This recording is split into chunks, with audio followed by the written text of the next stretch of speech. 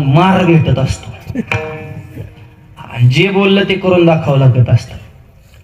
आणि बोलणं आणि चालणं याच्यातला समन्वय याचं मूर्तिमंत उदाहरण म्हणजे प्रभू रामचंद्र. जसं बोलले तसं चालले. विडवलं. रामाच्या जीवनात बोलण्याविषयी 3 प्रकारे चित्त देऊन ऐका. मी स्वतः बोललो मी तसं चालणार, माझे वडील बोलले त्या पद्धतीने मी चालणार, आणि माझे गुरु बोलले त्या पद्धतीने मी चालणार. फक्त माझा शब्द सांभाळणार हे विशेष नाही. वडिलांनी जरी शब्द दिला असेल तरी तोही सांभाळणार, आणि गुरु जरी माझ्या आता दात आडो पडताना माहोल कुणीकडे हे लक्षात आलं पाहिजे.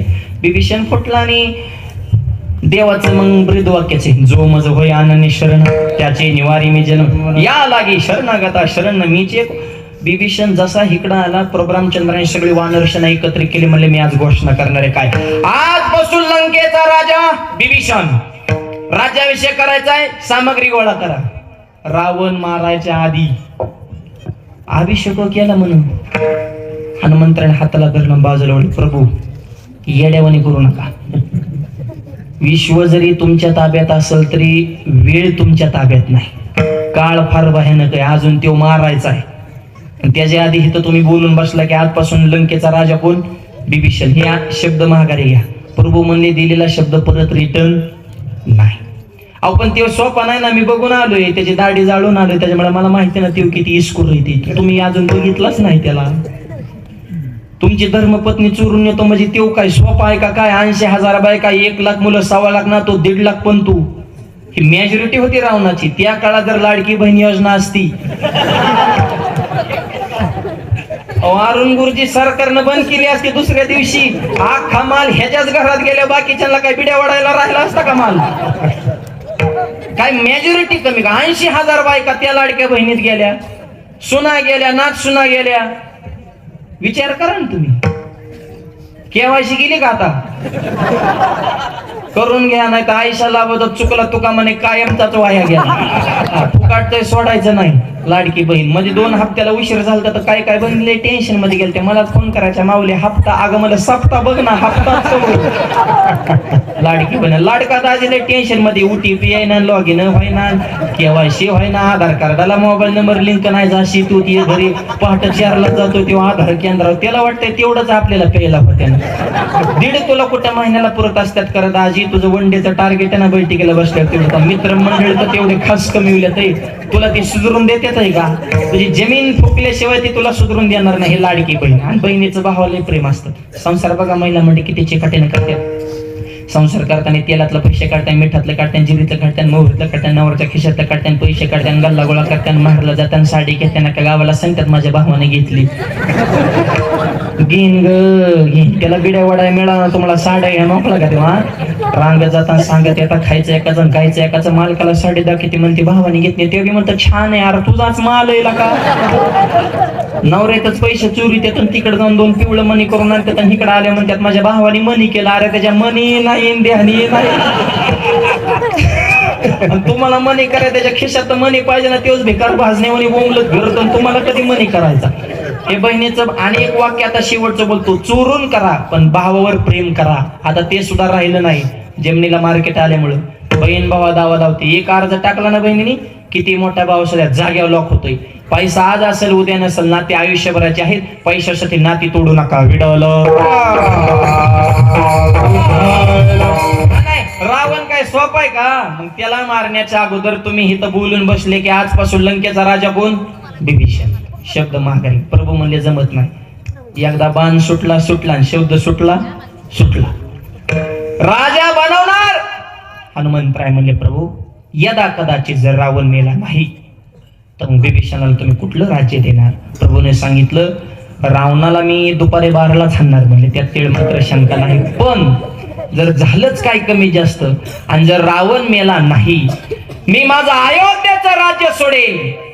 बिभीषणाला अयोध्येचा राजा बनवल, पण राजा बनवल हा शब्द माघारी घेणार. राजा बनवल हा शब्द दिलाय, मग लंकेचा बनवेल अथवा अख्ख्या चक्रवर्ती सम्राट अयोध्येचं राज्य तिथला राजा बनवेल हा शब्द माघारी घेणार नाही. अशी जी माणसं बोलण्याला जागतात तीच माणसं वंदने आहेत अभंगाच्या पाय. म्हणजे जसं बोललं तसं वागणं. आज कीर्तन संपल्यानंतर एखादा माणूस इथं मंडपात दुसऱ्या काय माणसाला म्हणला की मी उद्या तुला हाणणार, डोकं फुटूस तर हाणणार म्हणला तुला. असं ते कीर्तन संपल्या आज बोलला आणि उद्या ह्याच मंडपात त्याने त्याला हाणलं. म्हणजे जसं त्यो बोलला तसं त्यो वागला. मग करायची का पूजा त्याची? त्याने हाणामारी केली, रक्तपात घडून आणला, त्याची पावलं पुजायची का? मग ही बोले तैसा चाले कस काय? बोले तैसा चाले या शब्दाचा अर्थ आहे सत्य बोले, सत्कर्माचं बोले, स्वधर्माचं बोले, लोक कल्याणाचं बोले, समाज हिताचं बोले आणि तैसा चाले. विडालं त्याला सकारात्मक अर्थ घ्यायचा आहे, नेगेटिव्ह नाही. मग उद्या कुणी काय म्हणेन, एखादा म्हणे कीर्तन संपल्या उद्या मी पीन पियाला, मग झाला तो बोले तैसा चाले. पूजा नाही करायची, झपकायचा त्याला. विडालं संतांची भाषा समजून घ्यायला सुद्धा बुद्ध्यांक असावा लागतो. शब्दार्थ वेगळा, भावार्थ वेगळा, लक्षार्थ वेगळा. राम स्वतः बोलले तसं वागले, हा विषय सांगितला. जसं गुरु बोलले वाल्मिक ऋषी तसं वागले, बोललेले वाल्मिक तैसेचे करीना. मी 3 मुद्दे सांगितले. तिसरा मुद्दा आहे माझे वडील बोलले तसं मी वागणार. मला सांगा, दशरथ राजाच्या वचनावरून रामाला वनवासाला जायची काय गरज होती? वचन कुणी दिलं तर? दशरथ राजाने. कुणाला? कैकेयीला. ह्याच्यात रामाचा रोल काय आहे बुवा? करा ना तुम्ही विचार. काय गरज आहे रामाला? ती तुमचं ह्यांचा जन्म व्हायच्या आधी त्यांची केव्हा शब्द देयादी झाली म्हणली असते, तू म्हणीन तसं करीन. ह्यांचा जन्म बी नव्हता म्हण, काय गरज होती वनवासाला जायची? रघुकुल रीत सदा चली आई, प्राण जाए लेकिन बचन न जाए. आमच्या रघुकुलाची रीत आहे, जीव जाईन पण शब्द जाणार नाही. विडलं ती राजा दशरथाने मी शब्द का दिला? कैकेयीची सुद्धा क्वालिटी तेवढी होती, तेवढं कर्तृत्व होतं. राजा दशरथ लढण्यासाठी गेले, कैकेयी माता सोबत होत्या. तू म्हणता बायको कस काय सोबत? पूर्वीचे राजे धर्मपत्नीला सोबत नेत होते. याचं कारण तशा काळामध्ये सुद्धा मनाला उभारी देणारा जवळचा माणूस असावा लागत होता. आणि पूर्वीच्या राण्या राजाला उभारी द्यायचं काम करत होत्या, आताच्या राण्या खचवायचं काम करतात. मालकाने एखादा विषय मांडला की पॉझिटिव्ह बोललं पाहिजे ना, बघू मार्ग काढू, काळजी करू नका, आपण सगळेजण तुमच्या सोबत आहे, आपण पॉझिटिव्ह मार्ग काढू, पुढं जाऊ. अशी बायको पाहिजे, उभारी देणारी, खचिवणारी नसावं. आता मालकाने एखादा विषय, बाई तुम्ही कशाला ह्याच्यात पाडता, मी यालाच खचवू नका हो, उभारी द्या. विडलं शेतकऱ्याची बायको लय कामाला खंबीर. हा, राग नाही, लोभ नाही, नवरा बायकोची कधी भांडणं होत नाही. चुकून झाली, नवरा ठोका टाकू त्या, फुसफुस करते, रुसती, फुगती, धुपती, स्टँडवर जाती. तिथे गेल्या विचार करते ह्यांना तुकडं कोण घालेन, तिथून रिटर्न. शेजारने म्हणली तू 2 महिने येणार नव्हती, 2 तासात कसं काय आली? म्हणली होतच असं कमी जास्त, मग काय टोकाचाच निर्णय घ्यायचा का? आणि पोरगी लग्नाला आली, पोरगा आज उद्या कुठेतरी चिकटन, ह्यांची बी भाकरीची पंचायत आहे, गायांच्या धारा कोणी काढायच्या. मग आता नातू खेळवायचं वय ना, आता काय रुसायचं वय राहिलंय का? मग आधीच कशाला कालवा करायचा? सुटत तर नाही बोलल्याशिवाय. तर शेतकऱ्याची बायको बी कमी बोलत नाही, लय ती बी टोकाचं बोलते, पण शेतकरी म्हणतो बोलती पण तिच्या मनात मळ नाही. म्हणजे असं म्हणूनच पुढे जावं लागतंय तर ते टिकत असते. मला सांगा, घटस्फोट शेतकऱ्यांचे आहेत का? 99.99% शेतकऱ्याचे घटस्फोट नाहीत. रडणार, भांडणार, झगडणार, पण कड लावणार शेतकऱ्याची बायको. घटस्फोट ही शिकलेल्यांची. क्रिकेटर, अभिनेते, राजकीय, पैशावाले, उद्योगपती. तुम्ही शिकलेले आहेत का नेमके हुकलेले आहेत बुवा? तुम्हाला तुमचं कुटुंब जपताय ना, तुम्ही देश सेवा, समाज सेवा कधी करणार? सर्वसामान्य माणसं इज्जत प्रिय असतात आणि मोठी माणसं फक्त पैशाकडे बघत असतात. विडलं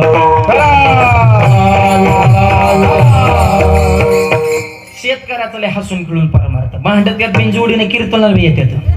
हा, आणि शेतकरी मनात आल्यावर कानाखाली टाकू शकतो बघा. शिकलेला म्हणा हाणून दाखव बरं, बोलू शकत नाही म्हणते, तेव्हा हाणायचं काय घेऊन बसले तुम्ही? हसून खिळून परमार्थ. शेतकऱ्यापेक्षा शेतकऱ्याची बायको कामाला जास्त खंबीर आहे. सकाळी 7 वाजता माणसं वाडीवरून वस्त्यावरून गावात दूध घालायला येतात सकाळी 7ला. मग 7ला गावात आलेला शेतकरी गावातून घरी माघारी किती वाजता जावं? दूध घालणं हे 10 मिनिटाचाच विषय, तो 12ला घरी जातो म्हणजे 5 तास तुझी डिरी कोणत्या कंपनीची? तू येडा झाला का काय? मूर्ख वेळ नाही हो गावात, निरर्थक नुसते ह्या टोळीत 5 मिनिटं त्या टोळीत 5 मिनिटं, ह्याची चर्चा त्याची चर्चा, ह्याच्या काड्या त्याच्यापाशी ह्याच्यातच वेळ चाललाय आपला. शेतकऱ्यांनी सकाळचा टायमिंग तुमच्या संसाराला लावा, पण चांगल्या कामासाठी लावा. मूर्ख गावात 5-5 तास गप्पा हानीत बसू नका उगा. तेवढ्या वेळात काम किती करायचं महिलांकडून शिका. स्वतःच आवरून मुलीचं आवरून मुलीची वेणीफिणी करून पोराचा डबा बांधून तालुक्याला असलं तर शिकायला पाठवून देते. तर 11ला तर डबा घेऊन रानात खुरपायला लागते आणि डायरेक्ट 12ला गावातून रानात येतो. वाडा जेवायला भूक लागली, तो काम काय केलं बने? शेतकऱ्याच्या बायकोमुळे शेतकऱ्याच्या प्रपंच टिकू नये. बायको उभारी देणार असा हित आपला विषय चालला. राजा दशरथ लढायला निघाली, कैकई सोबत होती आणि कैकई रथाचं सारथ्य करीत होती. सोपी नव्हती कैकई, धनुर्विद्या सुद्धा प्रवीण होती मायबापती, अत्यंत निपुण. जसं अर्जुनाच्या रथाचं सारथ्य भगवंताने केलं. अर्जुना जरती अर्जुना जरती अर्जुना जरती हो या हा सारथी, हो या हा सारथी, हो हा सारथी.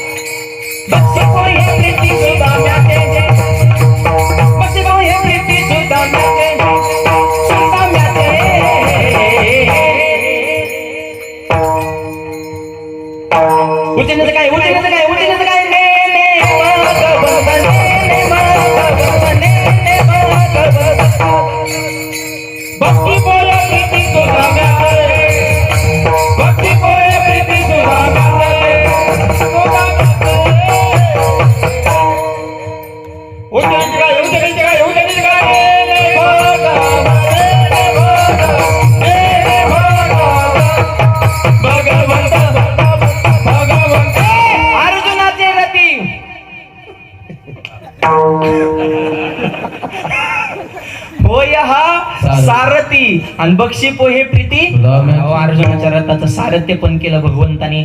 तसं दशरथ राजाच्या रथाचं सारथ्य कैकई माता करत. स्त्री पहिल्यापासून टॉपला बरं का महिन्याचं. गायक, वादक, IPS, PSI, कलेक्टर, प्रांत, आमदार, खासदार, पंतप्रधान, राष्ट्रपती सुद्धा महिला. द्रौपदी मुर्मू देश तुमच्या ताब्यात आहे. राष्ट्रपती, आपण फक्त पती. काय दर्जा आहे ह्यांचा? स्त्रियांना कधी कमी लिखू नका, त्यांच्यावर टीका करण्याचा कुणाचा अधिकार नाही. आमच्यातले काय काय मंडळी नावं ठेवतात महिलांना. एखादी गोष्ट महिलांना सांगितली ती गोष्ट महिलांच्या पोटामध्ये राहत नाही. नीट ऐका, अख्खं जग म्हणतं की महिलांच्या पोटामध्ये काहीच राहत नाही, पण मी म्हणतो अख्ख्या जगाला अगोदर महिलांच्याच पोटात राहावं लागलं, मग जन्माला यावं लागलं. लक्षात ठेवा, कैकई माता सारथ्य पण करते. रथाचा हित आपला मूळ विषय चालू आहे. आणि तशा परिस्थितीमध्ये दगडावर रथाचं चाक आपटलं आणि रथाच्या चाकाचा एक्सेल तुटला. काही क्षणात चाक निष्ठून बाहेर पडणार आहे. काही मातेचे लक्षात आलं, पण मालकाने तसं एकाग्र मन केले. धनुष्याला बाण जोडलेला आहे, लक्ष असं एक केलेलं आहे. आणि तशा परिस्थितीत सांगायचं का होय व होय व हे बघा की रथाचं चाक. तसं जर काही म्हणली असती तर दशरथानं तेवच बाण कैकेयीला हाणला असता. अगं माझा मी काय कोणत्या टेन्शन मध्ये तुम्हाला काय सांगते. बघा ना काय काय गावात बसलेले असतात, ग्रामपंचायत मध्ये घरनं फोन येतो. हे वसणार बघ, हा बोल काय बोल गॅस संपला इकडे या. ते म्हणतो मी गावचा विकास, गाव गेलं चुलीत घरचं बघा आधी. कनाकन बोलत आहेत त्यांना काय टाइम समय सूचक काय विचार करते. तसं कैकेयीने विचार केला. अशा परिस्थितीत म्हणायचं का रथाचं चाक तुटलं ते बघा. कैकेयीने विचार केला की मी काय करू शकते ह्या घटनेला. एका हातानं सारथ्य पण केलं, लगाम हातात आहे, आणि चाक दाबून धरण्यासाठी आपल्या एका हाताचं बोट मायबापते असणाऱ्या चाकाला असं आडवं लावलं आणि चाक दाबून धरलं. आणि तोच बाण शत्रूला पुढं लागला. शत्रू गतप्राण झाला, युद्धामध्ये विजय प्राप्त झाला. आणि राजा दशरथाला कळालं आजचा विजय मॅन ऑफ द मॅच. क्रिकेटमध्ये हे सगळं सार जर कोणाला जात असेल ते आमच्या कैकेयी मातेला. मान्य केलं, तुझ्यामुळं मी विजयी झालो. इतकी चुकी नव्हती कैकेयीला. नाव ठेवण्याच्या आधी जरा अभ्यास करा, आपली लायकी काय, आपण बोलतोय कुणावर. म्हणले मला 2 वचनं द्या. प्रसन्न आहे, काय मागायचंय? काहीच नाही, सध्या नको म्हणले, वेळ आल्यावर मागणं, आता नको. काय आली वेळ, कधी राज्याभिषेक ठरला होता ना रामाचा, काही चांगलीच होती. ओ ही मंत्रा आहे ना, मंत्रा, ही जर डोकं पहिलं टाप असलं पाहिजे बघा. ही सगळं तुम्ही कुणाच्या आहेत ही लय महत्वाचा मुद्दा आहे बघा. मूर्खाच्या संगतीत राहताना तर बरबादीच. ही घातक माणसं असतात मायबाप. स्वतःचे विचार दुसऱ्यावर लादण्याचा प्रयत्न करताना स्वतः अक्कल शून्य असतात. ही दुर्बुद्धी ते म्हणा, कदा नोपजो नारायणा. स्वतःच्या मनातली दुर्बुद्धी तिच्या मनात घातली कैकेयीच्या. ती रामाला बी मुलगाच मानत होती, तिच्या मनात पापच नव्हतं, पण संगत. आकाशातून पडलेला पावसाचा पाण्याचा थेंब समुद्रात पडला, खारट झाला. नदीत पडला तर गोड झाला. इस्त्यावर पडला तर करपून मेला. फुलात पडला तर धुवून चमकला. शिंपल्यात पडला तर मोती झाला. मला सांगा, थेंब एकच आहे, संगत भिन्न आहे. संगत, एक जणाने काय केलं, पेढा बनवला, ओरिजिनल पेढा.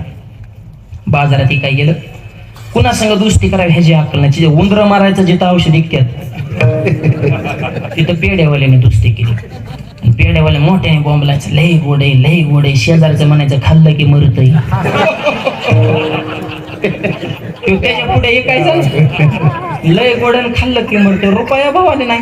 मला फोन केला, माऊली पेढच खापा नाव.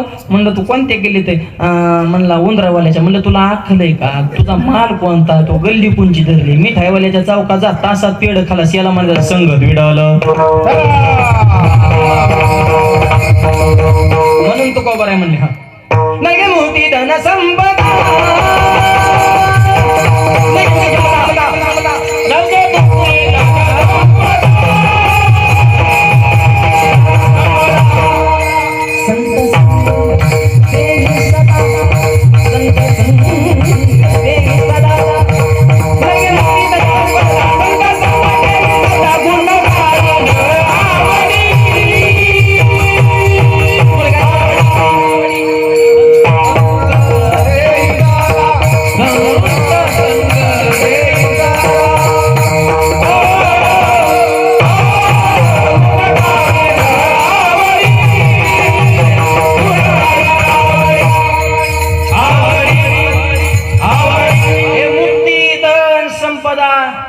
तुमच्याच कपाटात ठेवा म्हणले. मला द्यायचे असेल तर संत संग देई सदा. संगत, चांगल्याच्या संगतीत राहायचं. चांगले विचार, चांगले आचार, चांगलं मार्गदर्शन मिळत असतं. हे तरुण मुलाने लक्षात ठेवा. मूर्खाच्या संगतीत हे लोकांच्या त्यांचे विचार अनंत बुद्धीचे तरंग क्षणोक्षणा पालटती रंग धरू जाता संग तव तो होय बाद. खून करीन ना. संगत, चांगल्याच्या संगतीत राहा. पाला खाणारे वानर होती, रामाचे संग केले त्यांच्याशिवाय रामायण पूर्ण होत नाही. सामान्य घरचे गोपाळ होते, कृष्णाचे संगत केले त्यांच्याशिवाय काल्याचे कीर्तन पूर्ण होत नाही. सामान्य घरचे गोपाळ आणि दऱ्याखोऱ्यामध्ये राहणारे मावळे होते, पण छत्रपतीचे संगत केले त्यांचं नाव घेतल्याशिवाय इतिहास पूर्ण होत नाही. तुम्ही कोण आहात हे महत्वाचं नाही, तुम्ही कोणाच्या संगतीत आहे. सोबत सुद्धा चांगली ठेवायची. येडपाट, दलिंदर, कीर्तन संपल्या सांगायचं, बाबा बस तुझ्या नादाला लागून आमचं पूर्ण पटांगण झालं. मी एकटा जगतो पण तू लांबच. तुझा ना मला उपयोगच नाही. तुम्हाला चांगला निर्णयच घेऊन द्या ना. तू लांब जा बाबा. मंत्रा माइंड सेट केला कैकेयीचा, हे असं असल्यावर असं असतं ना, असं झालं असं असतं. ते तुला 2 वचनं दिली तिने म्हणले लाडतानी. म्हणजे तिला ध्यानात बी नव्हतं कैकेयीच्या कधी. ही नाही ध्यानात, ही अशी असतात. ही पिटवणारी जी जमात आहे ना, की पाराव बसलेले नमुने, चौकातले, टपरीवले, फुलाखालचे, गावचा सेंटर जिथं असतो तिथं जी टोळी असते ना, ही गावात धिंगाणा करायसाठीच बसलेली असते. गावात एखादा वारकरी वाढला की लगेच त्याला टोचून, आता काय गंधन बुकान हरी पाटण हा तिथं लई पिऊन वाकडा होत होता, आता लागला का आकडा कराय. आधी गाठला डहावान, आता झाला का बाबा.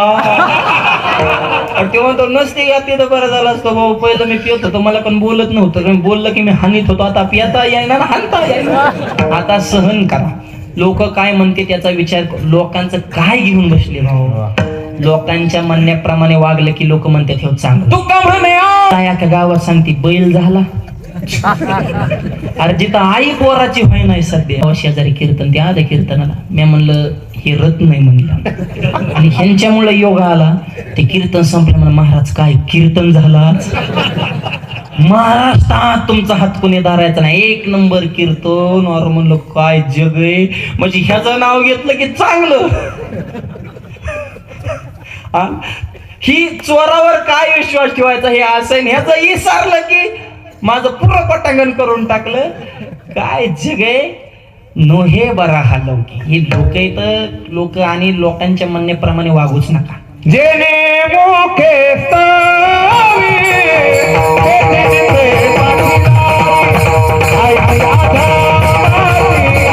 तालुक्यात आणि गावचा विकास फक्त तुमच्यामुळे झालाय नाही तर आपलं हे दलिंदर गाव पण गावाला कुठं तुमची किंमत आहे तेव्हा ही गंगा तुमच्यामुळे आली विकासाची तोंडावर पण थोडा त्यो पुढं सरकला की काय खरे ह्यांनी तर वाटोळ केलंय गावचं त्याला आणखी प्रमाण मैंदमुखीचा पावळा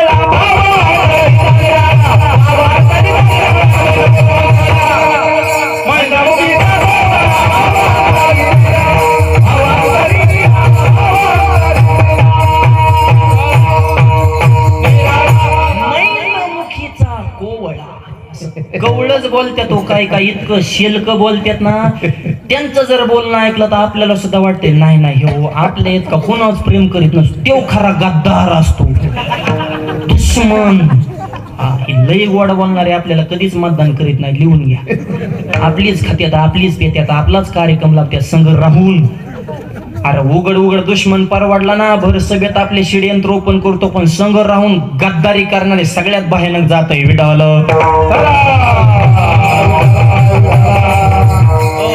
गद्दारी करू नका ज्या माणसाने आयुष्यभर तुमच्या विश्वास टाकला डोळे झाकून त्याच्या झोपेत मान कापू नका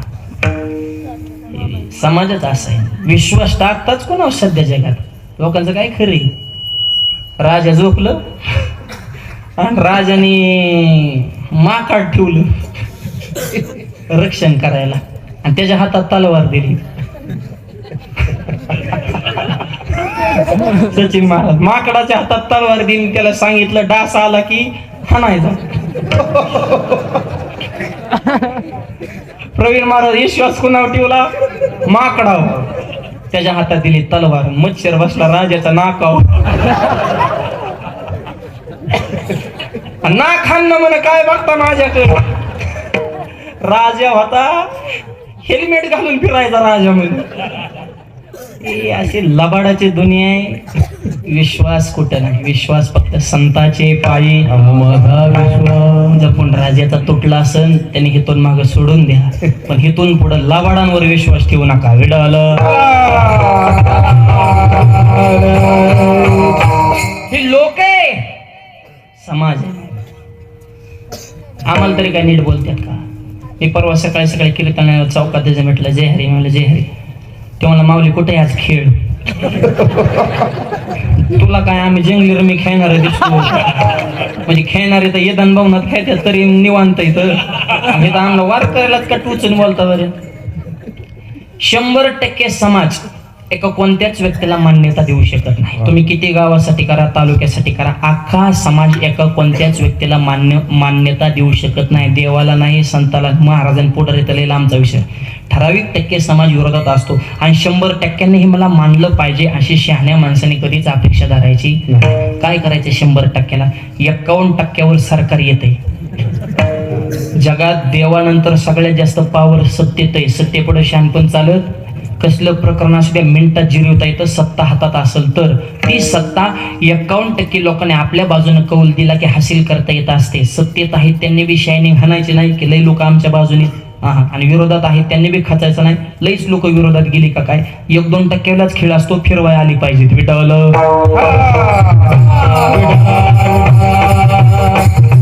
समाज आहे ही घातकी माणसं मंत्रा हे तर विषय चाललाय आपला हे सोडू नका कैकईच्या मनात भरवलं तिने हे असं असं म्हणले ते होईन राजा तुझ्या लेकराचं काय तो काय चपला उचलायला बिस्लरी गोळ खुर्च्या पेट स्टिकर आवाज कुणाचा, तुम आगे बढो हम पिछे, पुढचे पुढे मागची मागे.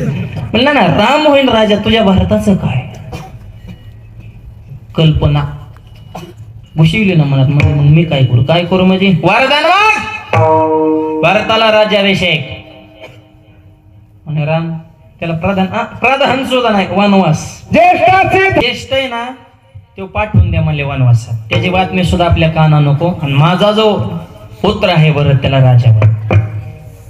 दशरथ राजाला वचन मागून घेतलेलं, म्हणले माझ्या वचनाची आज पूर्ती करा. बापाच्या डोळ्यातून पाणी आलं आणि प्रभू रामचंद्रांना प्रसंग सांगितला. प्रभू रामचंद्राने सांगितलं ठीक आहे, तुम्ही वचन दिलंय ना, शब्द पाळणार. का? आदर्श मुलगा त्यालाच म्हणायचं वाढवी महत्व वडिलांचे, वाढवी महत्व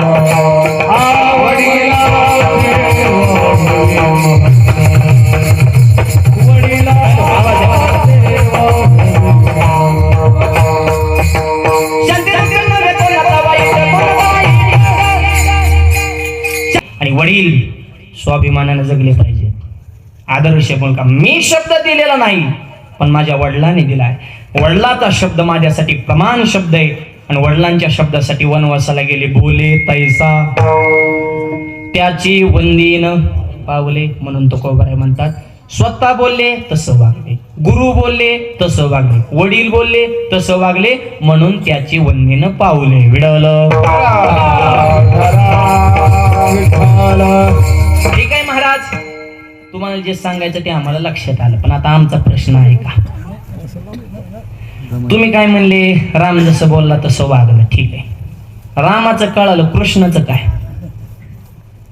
बोले तैसा चल हे राम ठीक आहे हो, पण कृष्ण जसा बोलला तसं वागलाच नाही ना. कृष्ण काय बोलला? ज्या वेळेस युद्ध असं तोंडावर आहे, आता बी तोंडावरच आहे, युद्ध चालू आहे हळूहळू. आता होईल जानेवारीत अजून मोठं सुरू होईल. आणि मग म्हणले मी एकटा एका बाजूला आणि माझी नारा निशाण 18 औक्षणी एका बाजूला, आणि मी हातात शस्त्र धरणार. कृष्ण काय म्हणले? हातात शस्त्र धरणार. बोले ठीक आहे, पण ज्या वेळेस भीष्माचार्यांचे पुढून बाण अर्जुनाला घासायला लागले, देव म्हणले आता कंट्रोलच्या बाहेर विषय गेला.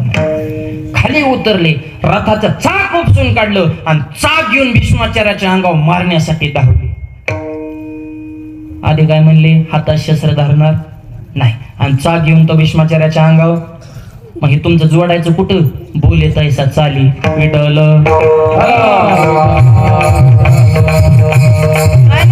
तुम्हाला तर लय प्रिय झाला तेव्हा कृष्ण. कृष्ण वंदे जगद्गुरु. तुम्ही तर जगद्गुरु केलं त्यांना. कृष्ण माझी माता, कृष्ण माझा पिता, बहीण बंधू, चुलतान चुलत भाऊन सगळं कृष्णालाच करून टाकलं. गुरून तारून, पैल पारून उतरून. कृष्ण कृष्ण कृष्ण कृष्ण उकळी जन्मला गुडिया तोरण लय. तुम्ही तर बाळक्रीटेच्या अभंगन धना धन नुसता कृष्ण सांगितलं, त्याचं नाव घेतल्याशिवाय काल्याचं कीर्तन पूर्ण व्हायना. मग ही तुमचा अभंग कुठं जोडायचा? बोले तैसा चाले.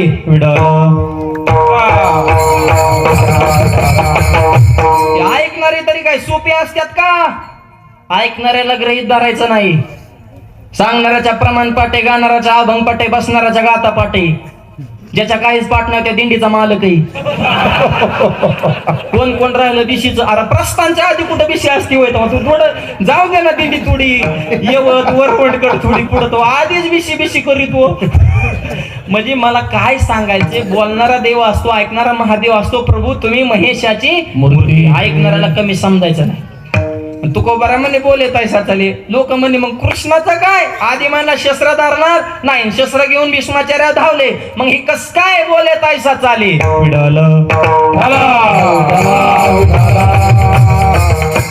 पण 2-4 पुस्तकं वाचून टुरटुर करणाऱ्या तुकोबारांच्या पुढे नाटकं करायची इथं आम्हा घरी धन आणि शब्दाचीच. तुकोबारा म्हणले तुझा प्रश्न मला पटला. प्रश्न बी योग्यच आहे ना, काय चुक आहे त्याचं? खरं आहे प्रश्न. बोलला तसं वागलाच नाही ना. मग आमचा प्रश्न आहे, मग प्रश्न नीट असा, आणि नीट प्रश्न नीट उत्तर असतं. मला एकदा मला कीर्तन करते उतर का घालता मग काय बरं करू का तू उघडा होऊन कुत्री घेऊन हिंडतो रस्त्याच्या कडेने आम्ही धर्म जपतोय ना म्हणजे हे काय प्रश्न आहे का जेवताना ताटाच्या कडेने पाणी का फिरता म्हणलं मग यात येऊ नाही म्हणून एक मला हरिपाठात काय तुझ्या आजीचं चरित्र आहे म्हणलं हरी काही नमुने वगैरे काही विचारतो वगैरे आडवं लावायचं म्हणून जसे तुकोबारा म्हणे गाठी पडली ठका ठकान त्याचे वर्म जाणे तुका ठक जर घेतला तर मी मग महाठकासारखं वागत असतो म्हणले कवर लोकांच्या पुढे मंजू मंजू करायचं म्हणले तीक्ष्ण उत्तरी आणि हाती घेऊन एकदा माझा कीर्तनाविषय झाला जसं पेराल तसंच उगवतो शुद्ध बीजापोटी फळी रसाळ गोमटी त्याला प्रमाण दिलं माऊलीचे जे क्षेत्री जे पेरीजे ते वाचून आनंद उपजे पाहिजे त्याचे देखील दर्पण आधारे किंवा सुशित्रे आणि उलटे बीज पेरले गोमटे जे पेरले तेच उगवत आहे आरशा आणि आरशात बघाल तेच दिसतंय जैसा तैसा दावी आरसा नट्या कैसा आणि जमिनीत पेरल ते उगवतंय म्हणजे जे पेरल ते उगवतंय हे त्याला सांगितलं ते मला महाराज तुमचं चुकलं म्हणलं का पेरल तसं उगवत नाही म्हणलं कसं काय मला शेंगदाणा पेरला त्याला टरफल कुठून येतं हरी गाता प्रश्न भुईमुगाची शेंग माहिती ना आज शेंगदाणावर त्याला फोलकटा हे मला आला की शेंगदाणात आत नाही डायरेक्ट आला पाहिजे शेंगदाणा टरफल्याचा काय संबंध आहे मला हलू न दे ना उत्तर द्या म्हणलं चल घरी चहा प्यायला नाही फुकट द्यायला येडा नाही चहा म्हणले प्यायला आणतो म्हणा आणि मी म्हणलं मला फक्त चहा ना त्यानं असा कपात चहा ना मला दहा मला फक्त चहा म्हणा चहाचे बिस्किट बिस्किटला लागला म्हणलं कप बी नको नुसता चहा म्हणा कपाशिवाय चहा कसा येईल म्हणलं मग टरफल्याच्या शेंगदाणा कसा येईल तुमच्या कुठं ना आधी लागा मग तुला आधी कळत नव्हतं का आम्ही रोज 5-6 जिल्हे फिरतो म्हणजे तू आम्हाला मूर्खाच्या यादीत टाकलं का काय हे अनंत वाचळ बरळ ती बरळ तया कायचा गोपळ पावे अरे प्रश्न जरूर असावा त्याच्यात वर्म पाहिजे बोगच प्रश्न नसावे प्रश्न योग्य आहे ना बोले तैसा चाले रामाचं ठीक आहे कृष्णाचं काय आधी म्हणजे हातात शस्त्र धरणार नाही ना हातात शस्त्र धरलं मग तुमचा अभंग जोडायचा कुठं बोले तैसा चाले पिडलं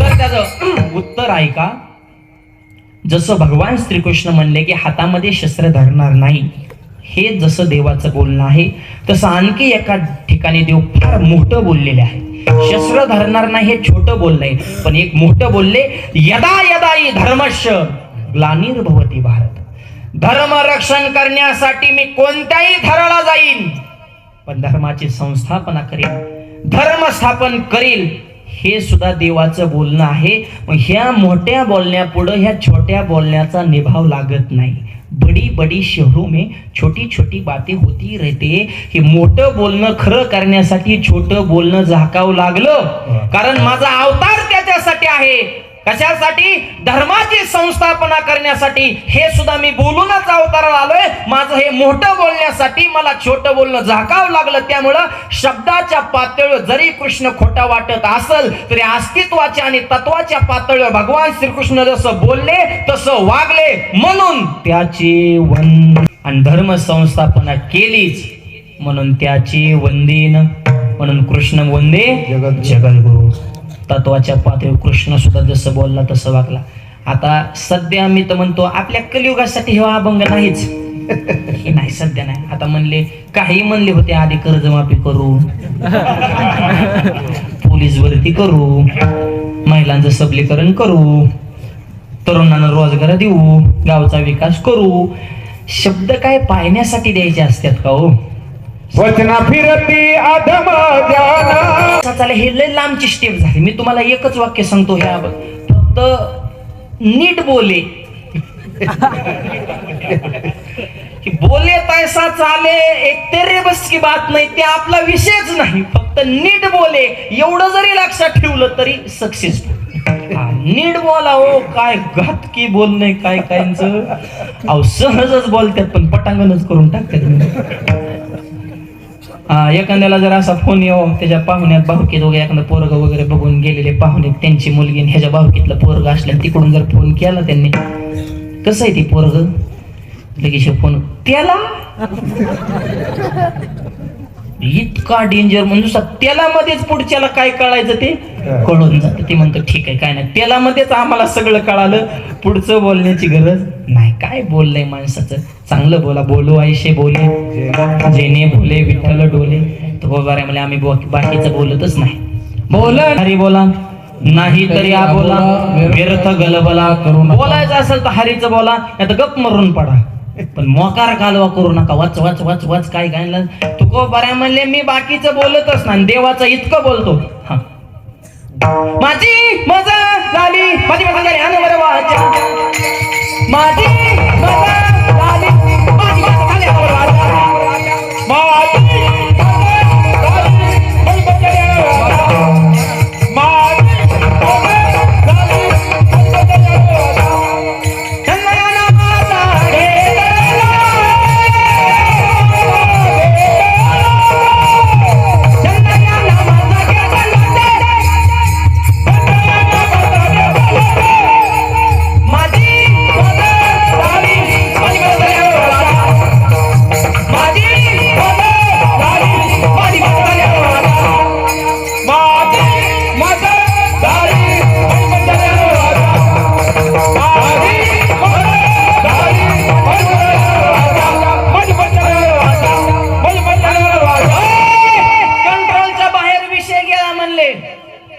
माझं ऐकत नाही, माझी मदत झाली अनावर वाचा. देवाचं सोडून दुसरा आम्ही बोलत नाही, फक्त देवाचं बोल.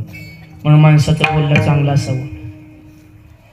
बोले पैसा चाले अगोदर फक्त नीट बोले एवढं लक्षात ठेवा, आणि सत्य बोले.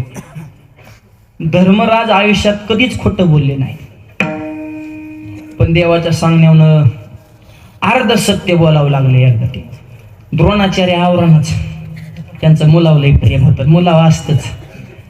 पुत्र प्रेम, धृतराष्ट्र बी त्याच प्रेमाने याडा झालता ना. पुत्र स्नेह मोहितू, मोहीन म्हणजे त्याला मोहिनीच टाकले मुलं. आणि आता बी बघा ना, पुत्र प्रेमामुळे जिरवलं प्रकरण मागच्या 10-15 दिवसापूर्वी. पुत्र प्रेम म्हणजे लय अवघड प्रेम आहे ते. डायरेक्ट सांगितलं, ही बाकीचं मला काय सांगू नको. धृतराष्ट्र मध्ये धर्मक्षेत्रे माझं पोरग गेलंय ना लढायला, ती दुर्योधन काय करतो तेवढं मला सांग, बाकी गीता फिता मला काही घेणं देणं नाही. म्हणजे आंधळ होतं पण किती आगाव होतं बघा ना.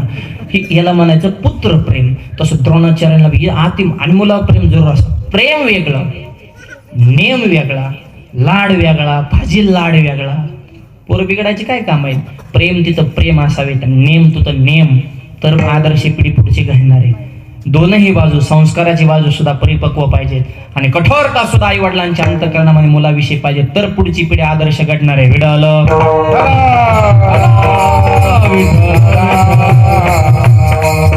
आणि आश्वस्तामा चिरंजीवापैकी एक होता. सप्त चिरंजीवामध्ये त्याचा 1 नंबर आहे. आणि मग देव म्हणले कस काय आवरायचं व द्रोणाचार्यांना म्हणले खोटी बातमी पेरावं लागेल. उभा राहायचंय, उभा राहायचंय, उभा नाही राहायचं म्हणजे फक्त पुढ्या सोडा. हे पुढ्यांचा वेळे राजकारण पुढ्यावरच असते, फक्त लोक येड्यात काढायची, फपलून न्यायची, त्याचं असं. म्हणजे आश्वस्तमा मेला अशी बातमी व्हायरल करा. बातमी व्हायरल होत चालली. द्रोणाचार्यांच्या कानावर बातमी मिळाली की आश्वस्तमा मेला. आता आश्वस्तमा नावाचा एक हत्ती बी होता. म्हणजे देवाने त्याचं नामकरण केलं होतं. बारस देव तेवढ्याच चतुरात शिरोमणी. ज्याला आदर्श गृहस्थाश्रम करायचाय त्याने रामाला आदर्श माना, आणि ज्याला यशस्वी राजकारण करायचं त्याने कृष्णाला आदर्श माना. विडल आश्वस्तमा नावाचा हत्ती देवाने मारला आणि बातमी काय केली, आश्वस्तमा मेला. आणि द्रोणाचार्यापर्यंत गेली की तुमचा मुलगाच आश्वस्तमा जो आहे तो गेला. म्हणले हे जग लाबाडा, एकच माणूस खरं बोलू शकतो, धर्मराज. सारे त्याला सांगितलं धर्मराजाच्या पुढे चलो. विचारलं, धर्मराज सांगा हे ऐकतोय खरं आहे का? आश्वस्तमा मेला बातमी कानावाली खरं आहे की खोटं? धर्मराजाला आधीच देवाने पिना हाणून ठेवल्या होत्या. लई गंधन बुक्यावर जाऊ नको तू.